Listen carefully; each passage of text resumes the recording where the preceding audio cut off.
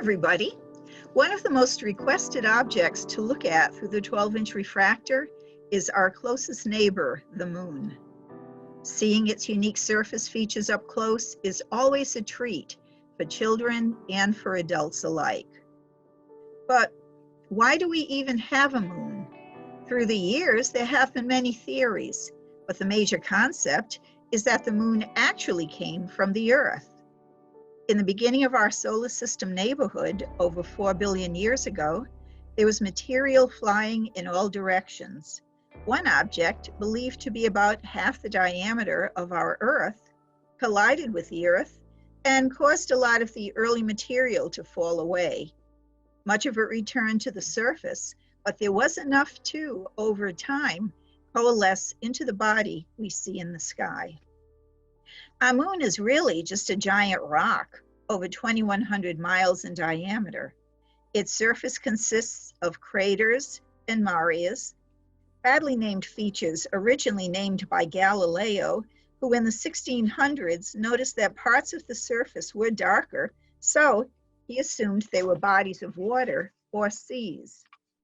We now realize these large features come from early lava flows that hardened very early in the moon's history, most likely covering some craters that were there before.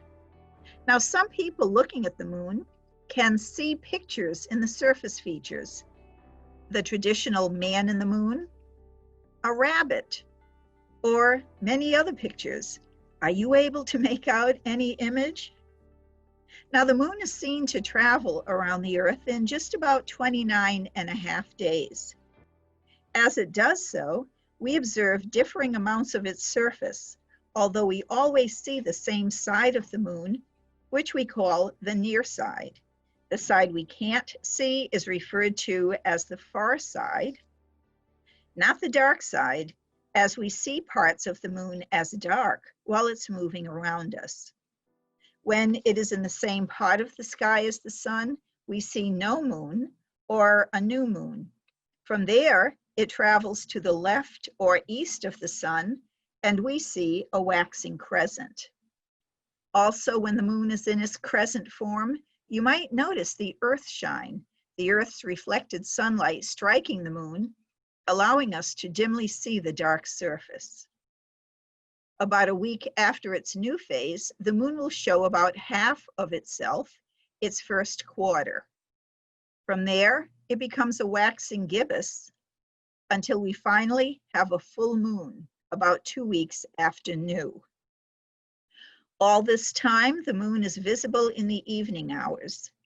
From there, the moon begins to lose sunlight as it is moving toward the direction of the sun. It is now called waning, and it begins with the waning gibbous down to the third quarter, where the lit side is the opposite side as the first quarter. Now the moon can be seen in the early hours. Now it then becomes a waning crescent.